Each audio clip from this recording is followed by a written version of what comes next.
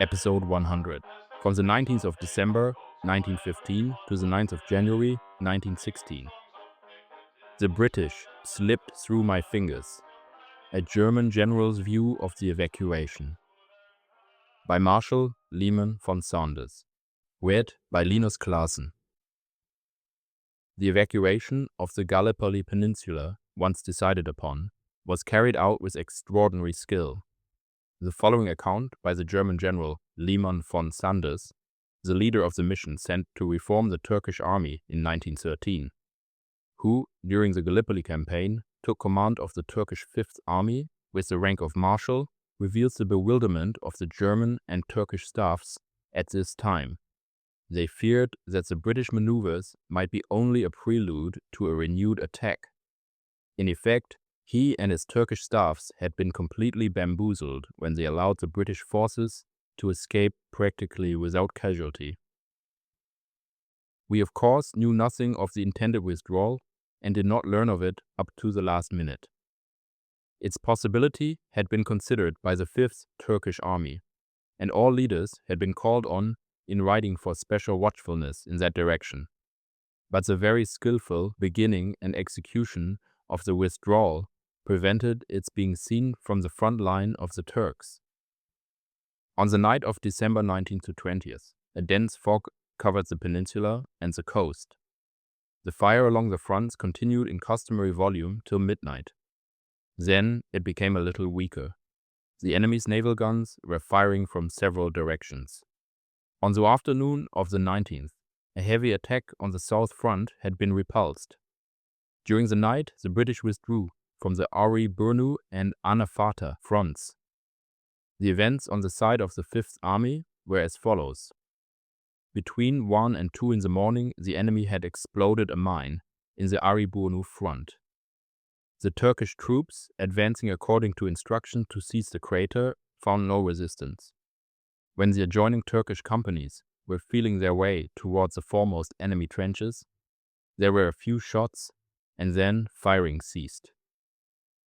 The trenches were occupied by the Turks. Reports were dispatched to the higher commanders.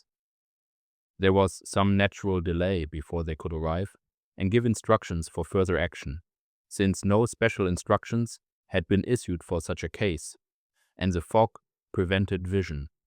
Where the way led through the enemy's trench system, there were obstacles to be removed everywhere. In several places, mines exploded when stepped on and caused confusion and loss. In this way, the rearmost troops of the enemy had gained a good start. The fire of the ships covered the ground traversed by the advancing Turks. The descent through the steep rocky hills of the coast in the dark, foggy night was troublesome. When the leading troops reached the coast, the enemy had disappeared. The ships at once changed their aim to the beach. The withdrawal on the Anafata front was similar, except that contradictory reports caused difficulties in the issuing of orders. In several places where the fog was less dense, red lights were visible on the shore, and some of the subordinate leaders conjectured another landing. The first reports that reached me at the headquarters camp at 4 a.m. were written in this dubious style. I at once ordered a general alarm and the turning out of all reserves, including the cavalry. Each unit in its own sector was to advance in a direct line to the shore. But orders do not circulate as fast as one hopes, particularly when two languages are involved. The troops of the Anafata group encountered minefields which caused much loss. At some points, short engagements took place with the rear points of the enemy, as in the case of the Turkish 126th Infantry Regiment. Here too, the enemy had embarked with hardly any loss. The withdrawal had been prepared with extraordinary care and carried out with great skill. The hostile artillery had been removed, except a small number of guns which now fell into our hands. This removal had been possible because all British land batteries lay close to the shore. One or another artillery commander had noticed that in the last few days, some batteries had fired with one gun, only or not at all. But no importance was attached to the fact which therefore was not reported to superiors. It had happened several times that the batteries paused 1 or 2 days in their firing, particularly when changing positions. On such occasions, the fire from the ships became heavier. Immense stores of all kinds were abandoned by the British on their withdrawal. Between Sufla Bay and Eribunu, 5 small steamers and more than 60 boats were abandoned on the beach. We found large quantities of material for dummy rail lines, telephones and obstacles, piles of tools of all kinds, medicine chests, medical supplies and water filters. A great mass of artillery and infantry ammunition had been abandoned, and whole lines of carriages and caissons, hand arms of all kinds, boxes of hand grenades and machine gun barrels. Many stacks of conserves, flour, food, and mountains of wood were found. The tent camps had been left standing and sacrificed. This probably served better than anything else to mask the withdrawal. Several hundred horses, which could not be embarked, were killed and lay in long rows. How suddenly the order for withdrawal must have come to the last troops on the peninsula appears from the fact that in some tents, freshly served food stood on the tables. From the written orders found at the camp, it appeared that a large part of the troops not in first line had been embarked during the past 2 nights and carried away. These captured British papers informed us of other interesting matters. On the Anafata front, we found footpaths lined with whitewashed sandbags so as to be visible on a dark night. They had shown the last troops the way of carefully avoiding the minefields. The enemy continued to hold the position at Sed el Bahr. On the forenoon of December 20th, orders were given by the 5th Army to bring the best batteries of the abandoned fronts to the South Group. In like manner, it was ordered that the best grenade throwers, scouts and pioneers be at once put in march to the South Group. There was some possibility that in Sed el Bahr the enemy wanted to keep a base for further operations. The position there was particularly strong and well protected by the fire of the ships. The authors of this idea spoke of a second Gibraltar supplementary to the Salonika position. No such idea was entertained by the 5th Army. It was thought possible, however, that the enemy might hang on for some time. That could not be permitted. Hence, a plan of attack on the enemy's position at Sed el Bahr was at once taken in hand, giving due consideration to the technical troops expected from Germany. An attack was prepared on the entire South Front by the 4 divisions there and 8 others to be brought up. No troops had to be taken from the 2nd Army, since on the other fronts our own troops had become available, and because only limited troops were needed to guard the coast.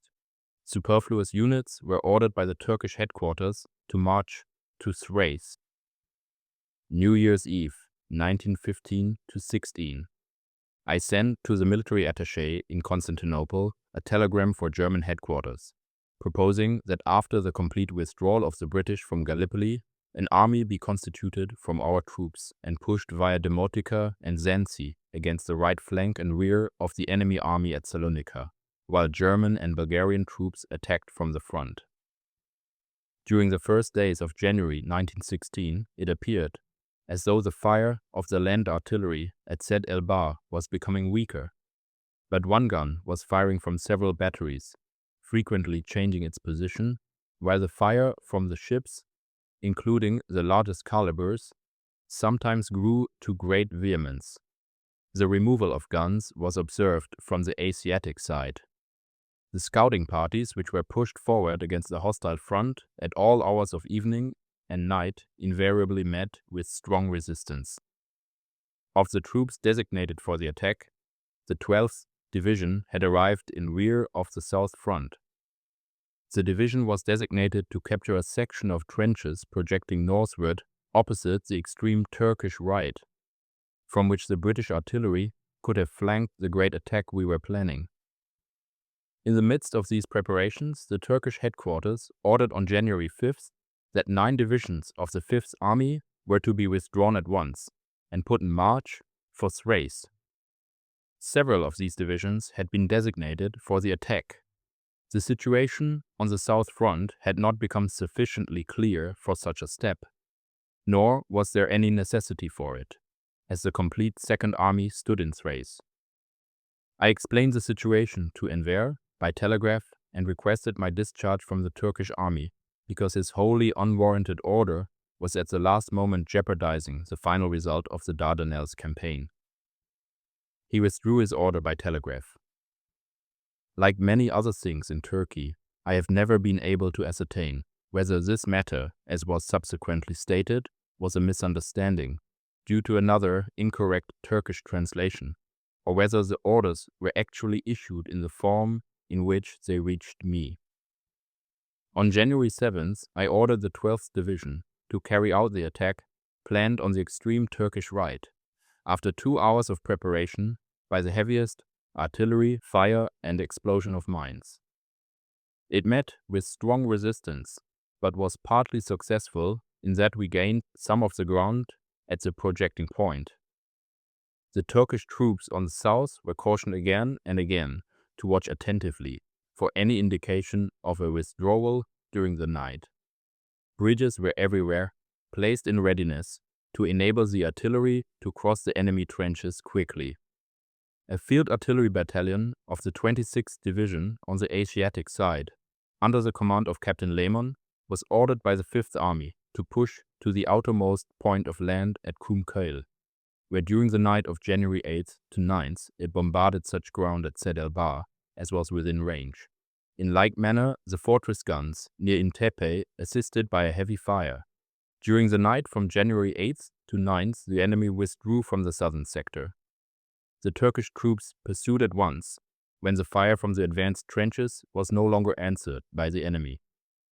In some places, there were bloody conflicts. But all in all, the enemy here again was successful in his withdrawal in spite of all our watchfulness.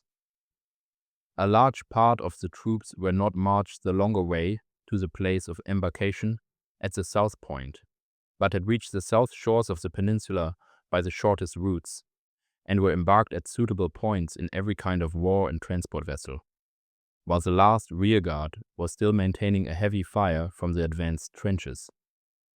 Fireworks had been used to give the impression of lively firing, and the artillery fire came from the ships.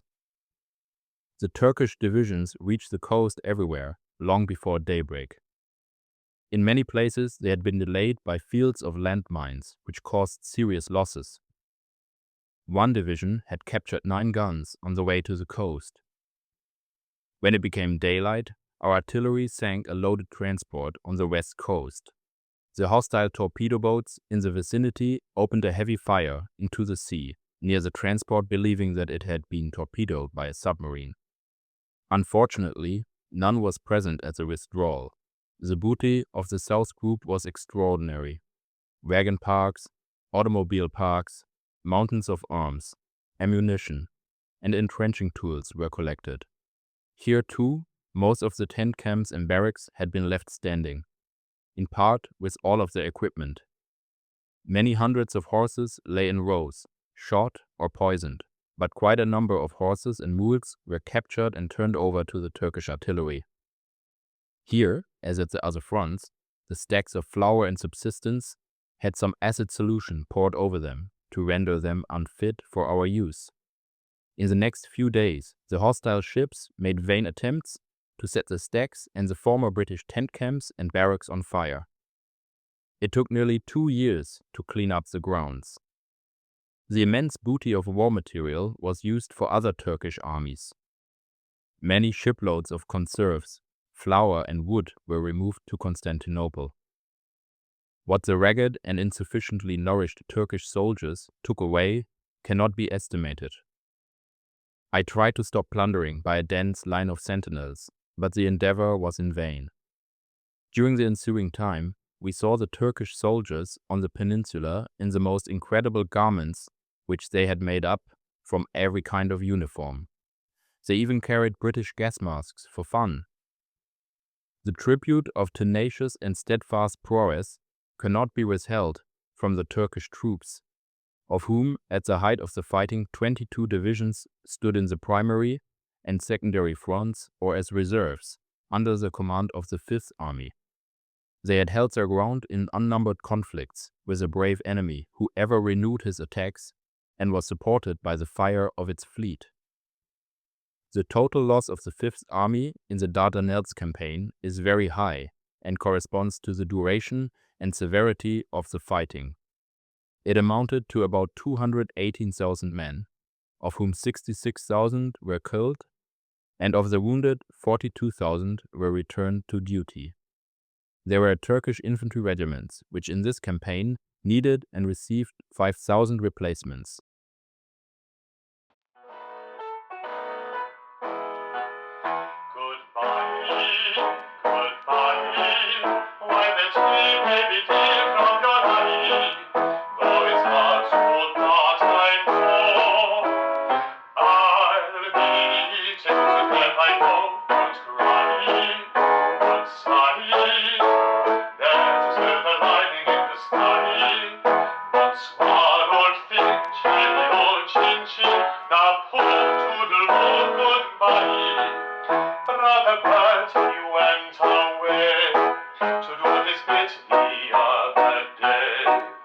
With a smile on his lips and his